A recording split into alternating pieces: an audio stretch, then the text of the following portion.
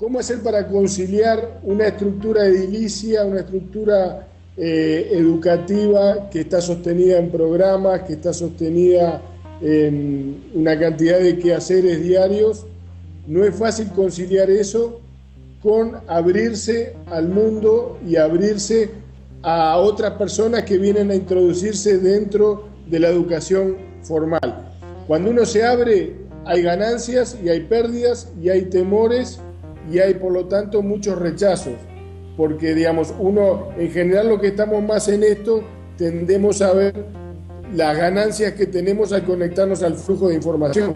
Vemos ahí las posibilidades de contacto, la apertura a redes sociales, la apertura a redes de conocimiento, las posibilidades de personalizar mucho más el aprendizaje. Esas son las ganancias, pero lo cierto es que las instituciones siguen funcionando, siguen estables, están hechas de ladrillos, tienen ventanas y puertas, y cuando uno introduce la educación informal, lo que hace es introducir e invadir ese territorio. Entonces, me parece que no es fácil poder conciliar la materialidad de las instituciones con la desmaterialización necesaria que implica el aprendizaje informal, el aprendizaje a través de redes, a través de la serendipia, a través de lo inesperado. Entonces ahí tenemos,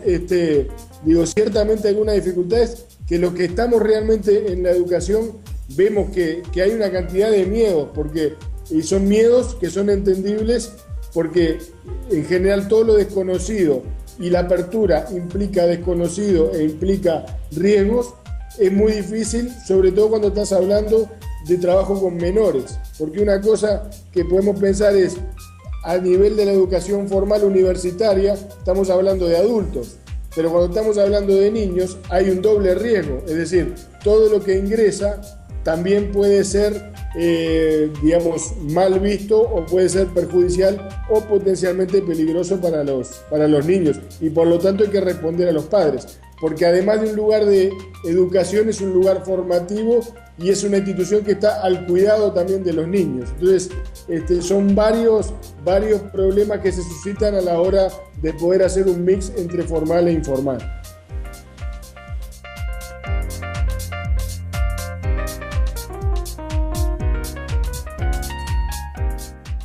Lo que hay que hacer básicamente es correr el riesgo, y como yo decía anteriormente, correr el riesgo en cada nivel de la educación son riesgos diferentes, y el riesgo no es algo que esté dentro de las instituciones modernas. Las instituciones modernas lo que tratan es de minimizar los riesgos, y a la vez, lo que tratan es de manejar un cúmulo de información y que haya una transmisión bastante endogámica de esa comunicación y de ese conocimiento. Cuando uno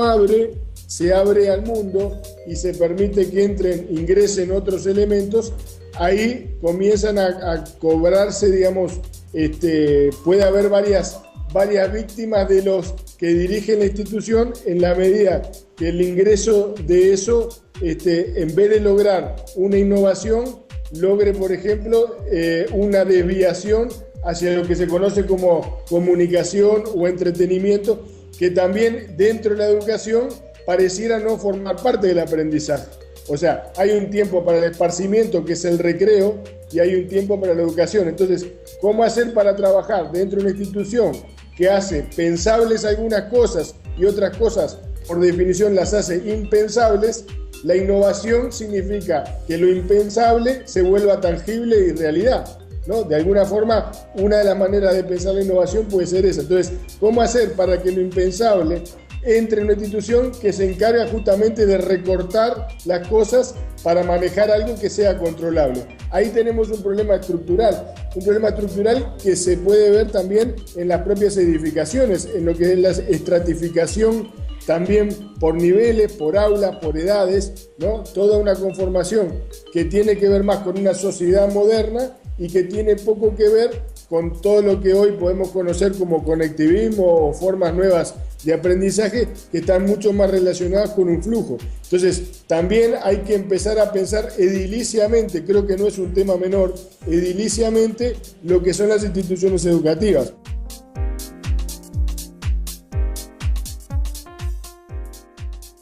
Uruguay para mí es inevitable referirme a cualquier sistema de innovación, me es inevitable no referirme a lo que significa el Plan Ceibal, porque, digamos, si hay un sistema que es innovativo y que es justamente bastante atrevido en su manera de ser pensado, en su manera de ser abordado, es el Plan Ceibal.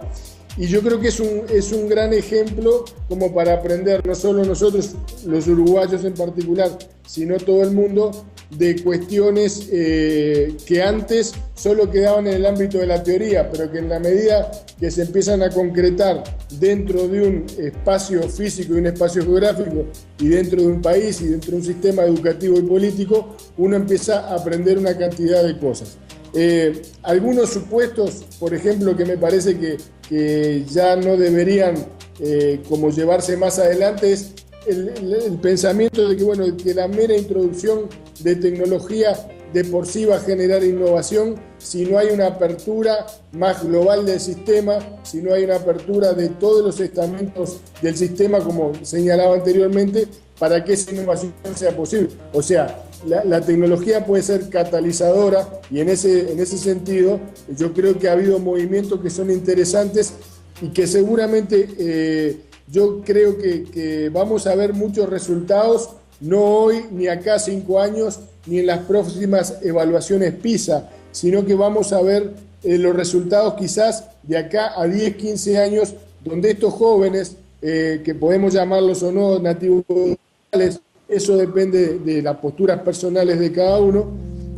vamos a ver qué habilidades van a estar desarrollando, y que seguramente sean habilidades que no tengan mucho nexo en común con lo que son las habilidades de la escuela tradicional. Entonces ahí hay un problema bien interesante, que es, todos de alguna forma tenemos la sensación de que se están desarrollando habilidades que son propias de este siglo XXI, pero que muchas de ellas quizás no podamos todavía ni siquiera describirlas, por más que apelemos a, yo qué sé, a lo que son las habilidades de Jenkins, por ejemplo, lo que él designa como habilidades para el siglo XXI,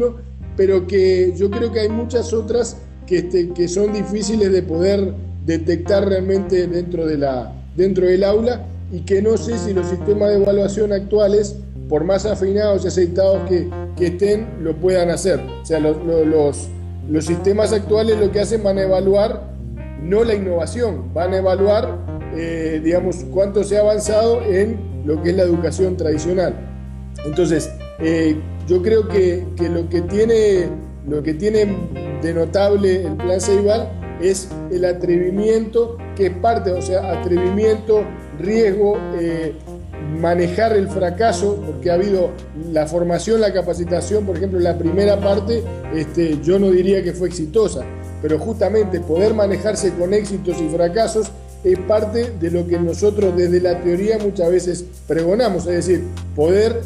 aprender a funcionar a punto de partida de los fracasos, que es donde se aprende.